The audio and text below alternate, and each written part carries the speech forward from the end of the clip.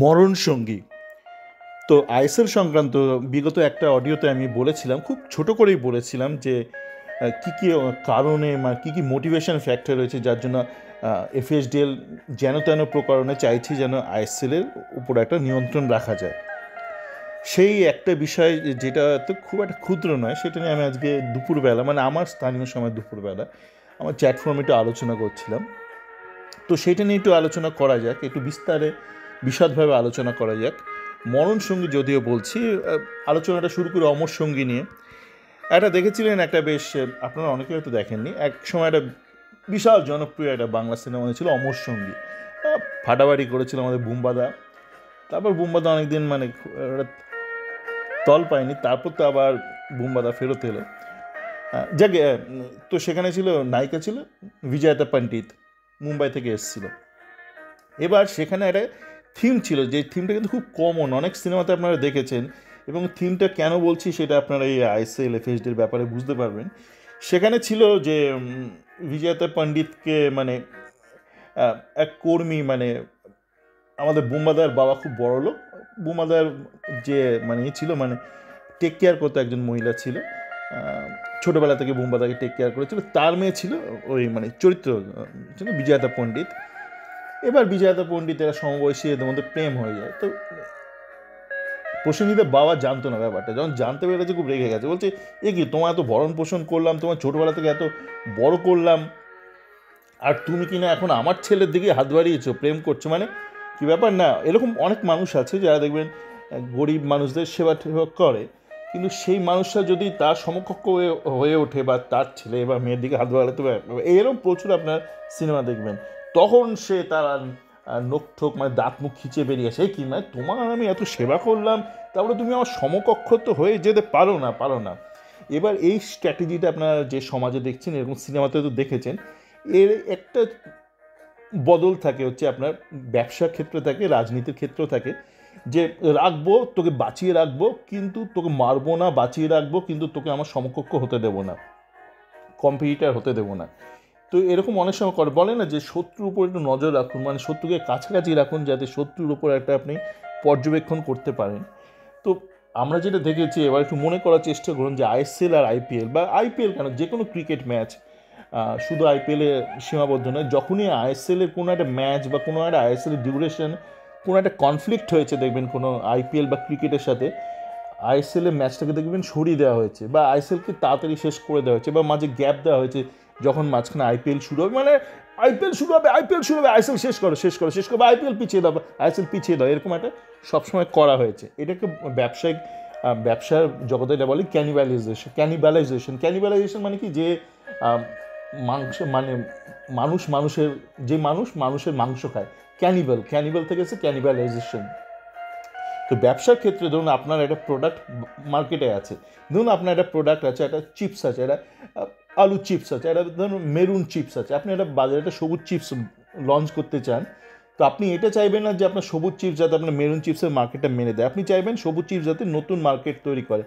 কিন্তু সেই সবুজ চিপস যদি আপনার মেরুন চিপসের মার্কেটটা মেরে দেয়, তাহলে বলে ক্যানিবালাইজেশন অফ প্রোডাক্ট। সেক্ষেত্রে আপনাকে অনেকটা ভাবতে হয় যে আমার মার্কেটে কত মেরুন চিপস রয়েছে, আপনার স্টক ক্লিয়ার হয়েছে কি, আপনি পুরো যদি মেরুন চিপসটাকে রিপ্লেস করে দেন সবুজ চিপস দিয়ে, তাহলে ঠিক আছে। ধরুন আপনি প্রচুর স্টক মার্কেটে ছেড়ে রেখেছেন, প্রচুর মার্কেটে পিস রয়েছে, এবার আপনার সবুজ চিপস আপনি ছেড়ে দিলেন মার্কেটে, সবাই বলছে সবুজ চিপস খাবো, তাই মেরুন চিপসগুলো তো এক্সপায়ারি হয়ে যাবে না, এগুলো বিক্রি হবে না। তো সেক্ষেত্রে যারা সেলসে রয়েছে বা মার্কেটিং ফোরকাস্ট, তার এগুলো ভাবতে হয় যে আমার নতুন প্রোডাক্টটা ক্যানিবালাইজ করবে কিনা, এক্সিস্টিং প্রোডাক্টকে, তো স্টক এগুলো একটুখানি প্ল্যানিং করতে হয়। তো সেরকমই আপনি ধরুন আইপিএলের ওপর বিশাল একটা বেট ধরে রেখেছেন, বেট আপনি নির্ভর করে রেখেছেন আইপিএল ক্রিকেট থেকে প্রচুর, আপনি টিভি রাইটস থেকে প্রচুর কামাবেন। এবং ক্রিকেটে দেখুন, ক্রিকেটে আপনি অনেকভাবে কামাতে পারেন, ন্যায়সঙ্গতভাবে তো কামাতেই পারেন, বেনিয়ম করে অনেক কামাতে পারেন, ডানাত বাদ অনেকভাবে করতে পারেন। কেন, ক্রিকেট এত ইভেন্ট আছে না ক্রিকেটে, কোন বলটা inswing, outswing, spin off spin, কত অপশান আছে, প্রত্যেকটা আপনি বেট ফেট করতে পারেন। বেট তো ঠিক আছে, বেটটা ধরুন বিদেশে লিগালাইজড, আমাদের দেশে সাট্টা ফাটা এগুলো তো এখনও হয়, তো অনেক উপায় আছে। আর ক্রিকেট একটা প্রতিষ্ঠিত খেলোয়াড়। এবার আপনি যদি ভাবেন ভারতের দ্বিতীয় প্রতিষ্ঠিত খেলা কি, অনেক ডিস্টেন্ট থাকলেও কিন্তু সেটা ফুটবল, অন্য কোনো খেলা নেই। একসময় হকি ছিল, হকি সত্যি মানে ফুটবলাতে বেশি জনপ্রিয় ছিল, অ্যাটলিস্ট নর্থ ইন্ডিয়ান বেল্টে যে কাউ বেল্ট আমরা বলি বা গো বলায় বলি, সেখানে তো ভীষণ জনপ্রিয় ছিল। আমি বলেছি প্রত্যেকটা নর্থ ইন্ডিয়ানের বাড়িতে দেখবেন, বাঙালি বাড়িতে যেমন আগে একসময় ঘুড়িলাটাই থাকতো, বাড়িতে হকি স্টিক আছে, এই হকি স্টিক নিয়ে ছেলে খেলুক আর না খেলুক মারপিট টারপিটের জন্য রেখে দেয় এটা হকি স্টিকটা। তারপর কী হলো, হকিটা ভোগে বাড়ি চলে গেলাম। কিছুটা ভারতের দোষ আছে, ভারত পাকিস্তান এদের উভয়ের দোষ আছে, কেননা ইউরোপিয়ানরা দেখলো ওদের একটু খেলার সমস্যা হচ্ছে, বরফ টরফ পড়লে মাঠ ভিজে যাচ্ছে, ঘাস নষ্ট হয়ে যাচ্ছে, তো ওরা বললো অ্যাস্ট্রোটা লাগাও।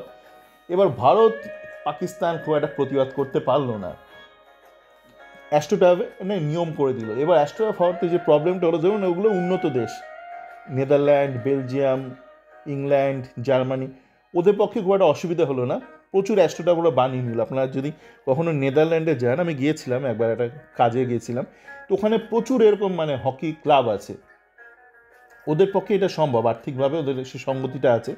ভারত পাকিস্তান যারা সেই সময় মানে অন্যতম শক্তি ছিল ইন্টারন্যাশনাল হকিতে, ওদের পক্ষে আর বাস হয়ে গেল। কেন, কোত্থেকে এত আপনি নিয়ে আসবেন গ্রামে গঞ্জে এত অ্যাস্ট্রোটাফ, সেই তখন থেকে ভারত কিন্তু পিছিয়ে পড়লো এবং আস্তে আস্তে জনপ্রিয়তাটা হারালো হকিটা। এখন আপনি ধরুন যদি বলেন ফিউচারে ক্রিকেটকে কি টেক্কা দিতে পারবে হকি, খুব চান্সটা খুব কম, কেননা হকি গ্রোথ পোটেনশিয়ালটা খুব কম। মানে তার কারণ হচ্ছে ইন্টারন্যাশনাল লেভেলে আপনি যদি দেখেন Australia, Germany, Spain, Netherland, England, আর আপনার এদিকে এশিয়াতে জাপান, কোরিয়া রয়েছে, খেলছে মানে ক্রিকেট থেকে বেশি, কিন্তু তবুও একটা সীমাবদ্ধতা আছে। কিন্তু সেই তুলনায় আপনি যদি দেখেন ফুটবলের বিশাল জনপ্রিয়তা আছে, একটা আন্তর্জাতিক মানে জনপ্রিয়তা আছে। এবং আপনারা যদি দেখেন নতুন যারা জেনারেশন, যারা তো ভারতীয় ফুটবল নিয়ে অতটা আগ্রহী না, তারা কিন্তু এই ইপিএল, লা লিগা কিন্তু টিভির মারফত তারা দেখে। তো আপনার গোকুলে কে বাড়িতেছে বা কার বাড়ার একটা সম্ভাবনা আছে, সেটা হচ্ছে ফুটবলের। তাহলে আপনাকে কী করতে হবে, ফুটবলটার উপর একটু নজর রাখতে হবে, ফুটবল যেন বেশি জনপ্রিয় না হয়ে যায়, কিন্তু ওকে বাঁচিয়েও রাখতে হবে। কেননা বাঁচিয়ে কেন রাখা দরকার, আপনি যদি কি মারতে যান তখন অনেকে বলে এই সর, তুই তো ফুটবলকে মেরে ফেলছিস, তখন অন্য কারো দায়িত্বে চলে আসবে। আপনাকে কিন্তু ওই ঝিমলি না কি যেন চরিত্রটার নাম ছিল, ভুলে যাচ্ছি, সে অমর সঙ্গী, হ্যাঁ, তো আপনাকে একটু বাঁচিয়ে রাখতে হবে, দুধে ভাতে রাখতে হবে, কিন্তু আগে বাড়তে দিলে চলবে না, মানে সে যেন কখনো সমকক্ষ হয়ে ফুটবল ক্রিকেটকে চ্যালেঞ্জ না করতে পারে। তো সেই জন্য দেখবেন মানে এরা এতটা মানে মানে নামিয়ে দিয়েছে, সমস্ত ভিকিরি বাচ্চা সমস্ত সাংবাদিক, দালাল সাংবাদিকদের নামিয়ে দিয়েছে, বারবার বোঝানোর চেষ্টা করছে ক্ষতিগ্রস্ত, রক্তাক্ত হয়েছে 15 বছর ধরে এফএসডিএল, তবু কেন এফএসডিএলকে তোমরা রাখতে চাইছো না, মানে বলছে মানে আমার রক্ত বেরিয়ে যাচ্ছে, বুক থেকে রক্ত উঠছে, সুখেন্দু দাসের মতন রক্তবমি করছে, টিভি হয়েছে, তবু আমি গান গাইবো, তবু আমি ফুটবলের সেবা করবো। কী সেবা, এত প্রেম আমি দেখতে পাই।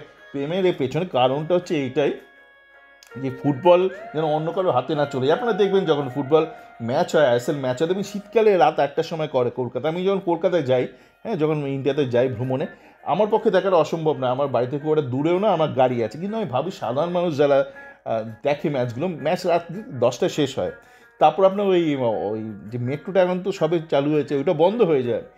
তারপর আপনার ধরুন যারা একটু দূরের দিকে থাকে, নৈহাটি বা ওই লাইনে, তাদের আবার ট্রেন ধরতে হয়। এখন তাও শিয়ালদা অব্দি যাওয়ার মেট্রো আছে, মেট্রো বন্ধ গেলে আর মুশকিল, সেখান থেকে ট্রেন ধরে রাত 12টায় তারা বাড়ি পৌঁছে, তো ম্যাক্সিমাম লোক কিন্তু যায় না। তো তাই এরা কি করছে মানে, আর দেখবেন এদের যত কনসেন্ট্রেশন ফোকাস হচ্ছে ওই একটা চালাও, একটা কোনো মতো চালাও, একটা টায়ার ওয়ান চালাও, আর বাকি যেন কিছু না হয়, মানে যাতে ফুটবলটা কোনো সামগ্রিক উন্নতি না হয়। দেশি ফুটবল মানে বিদেশি ফুটবল হোক না, ও ঠিক আছে, ওগুলো তো ওদের কন্ট্রোলে নেই, কী করবে, মানে রিলায়েন্স তো ভারত দেশের মধ্যে মস্তানি, ওদের যত ফুটানি যত মস্তানি দেশের মধ্যে, দেশের বাইরে দেবেন কিচ্ছু করতে পারে না রিলায়েন্স ফিলায়েন্স। আর এসব বেকার যে ভিকিরি সাংবাদিক, এরা তো এই দেশেই এই মুড়ি বাতাসে কি, এদের এই দেশেই পেট চলে, বিদেশে বড় যে বেড়াতে যেতে পারে বউকে নিয়ে, এর বেশি এদের কোনো দেশেই ভালো একটা একটা কোনো একটা পেশার সঙ্গে যুক্ত হতে পারে না, বিদেশে এরা কী করবে। তো এই ব্যাপারটা কিন্তু রয়েছে যে এইটা একটা মূল আকর্ষণ আমি বলেছিলাম আমার আগের এক অডিওতে, যেখানে ব্যাখ্যা করেছেন যে ব্যালেন্স শিটে লস থাকলেও কেন এরা এত মানে জান প্রাণ দিয়ে চাইছে যাতে যেন তেন প্রকারণে আইএসএলটা আমাদের কন্ট্রোলে রাখা যায়। সেই জন্য এখন দেখবেন এরা এখন বলে বেড়াচ্ছে কনস্টিটিউশন মানি না, কনস্টিটিউশন বদলে দিতে হবে, মানে যে এএফএফ এর কনস্টিটিউশন আমাদের হাতেই কন্ট্রোল দিতে হবে, আমরা এত লোকসান সয়েছি, আরও আমরা লোকসান সইতে চাই।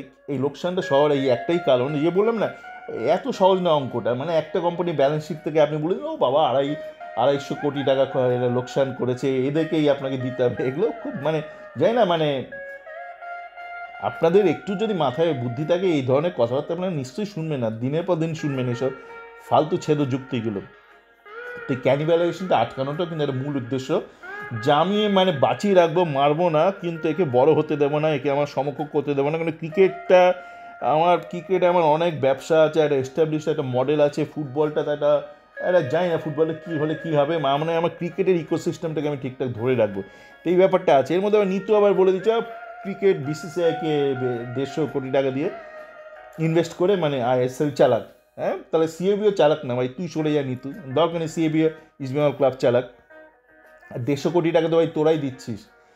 যদি আপনারা হিসেব করেন প্রত্যেকটা আইএসএল ক্লাব যত করে অ্যানুয়াল ফ্র্যাঞ্চাইজি ফি দিচ্ছে ওই 10 কোটি টাকা অন অ্যাভারেজ, তো 14খানা ক্লাব মিলে 140 কোটি টাকা এমনি হয়ে যাচ্ছে, মানে 150 কোটি টাকা এখানেই হয়ে যাচ্ছে। তো সেখানে আপনার অন্য কারোর কাছে হাত পাতার কী দরকার, আপনাকে মাঝে এইসব দালাল ফালাল ঢোকানোর কী দরকার? আপনার ওই রাবার স্ট্রিট বা মতিলাল স্ট্রিট বা ফ্রি স্কুল স্ট্রিটের মতন আপনার দালালদের নিয়ে কেন কারবার করতে হবে? না, আপনার দরকার নেই। আপনি ডাইরেক্ট এআইএফএফ আর যত ফুটবল ক্লাব আছে তারা মিলিতভাবে একটা একটা সংগঠন তৈরি করে, একটা কোম্পানি তৈরি করে, ইপিএল বা অনেক লিগে সেরকম আছে। আপনার এই মাঝে দালাল ঢোকানোর কী দরকার? যদি না আপনি চান ওই দালাল ঢুকবে, আপনি পেছন উল্টে শুয়ে থাকবেন, দালাল এসে দালালি করবে আর ফুটবলটাকে ওরকম রেখে দেবে, মানে আর মাখো মাখো করে রেখে দেবে, মনে হয় খুব ভালো, ওই একটা টায়ারই রেখে দেবে। একটা টায়ারই যারা খেলবে তারা একটু বে করবে, বউকে ঘোরা টোরা একটু বেড়াবেড়ি করবে, একটু ইউরোপ টিউরোপ টুপে যাবে, একটু ব্যাংকক ফ্যাংকক যাবে, ইন্দোনেশিয়া যাবে, বাকি সব লাত খাবে, ওই খেপ খেলে বেড়াবে আর ওই মানে এদিক ওদিক করে বেড়াবে, সুইগি জোম্যাটো কাজ করে বেড়াবে,